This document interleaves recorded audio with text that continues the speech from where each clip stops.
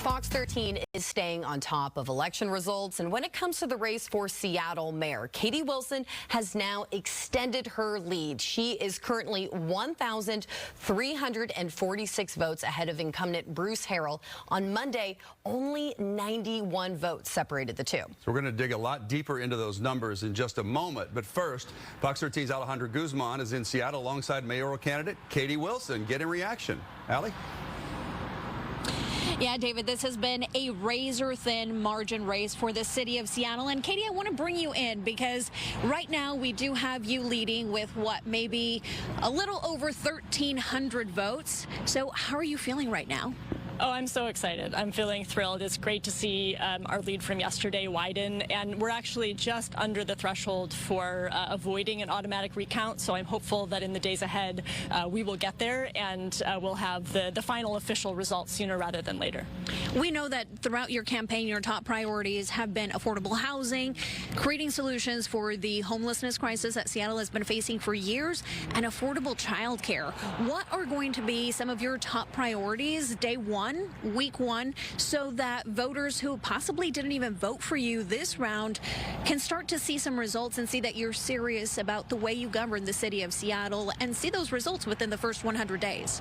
Absolutely, yeah. I mean, I would say that the homelessness crisis is right up, up there on top for me. And I think people want to see results on unsheltered homelessness, and people want to see results on public safety. And so I think you'll see some announcements coming out of the gate from me that are going to signal our seriousness on those issues. And we'll be working to get results right quick because I think we've waited long enough.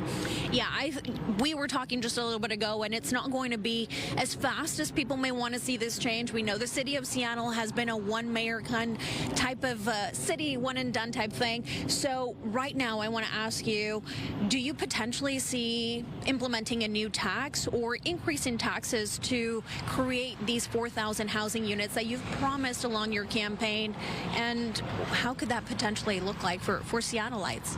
Well, I'll say first of all that I think that we can do a lot with the resources that we already have. I think that the resources that we're spending on the homelessness crisis and have for a long time, we can be spending them more efficiently, more effectively, and that is going to be my top priority. I do think that in order to address this crisis at scale, we may ultimately need to look at new revenue, but the first thing out of the gate for me is making sure that we're aligning the systems that we have and that we're getting people inside within our current resources. Throughout your campaign, you also said that you had learned a lot when it comes to Seattle police and whether or not to stop funding the police departments. You've changed your stance as you've grown, and I want to say just the city of Seattle has also changed. So how do you foresee that relationship between you and SPD and also reestablishing that trust?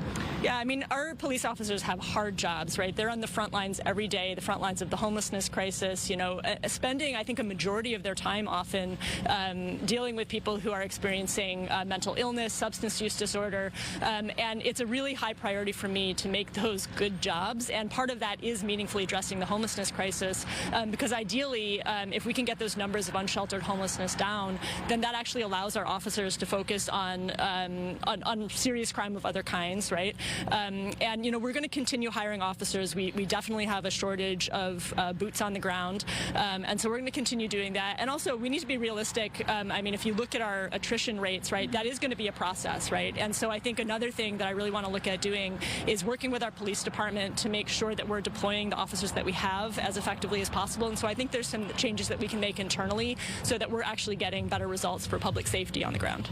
Thank you so much, Katie. Again, I do want to emphasize that this is not the end of the race for Seattle mayor. There are still about 1,700 ballots that are still being challenged because either a signature is missing or it just doesn't match the one county officials have on file. Of course, we're going to stay on top of this and bring you the very latest. We have also reached out to incumbent Mayor Bruce Harrell, who has not responded to any of our questions or just wanting to hear back. We'll bring you any live updates as we possibly can. For now, back to you guys in the studio.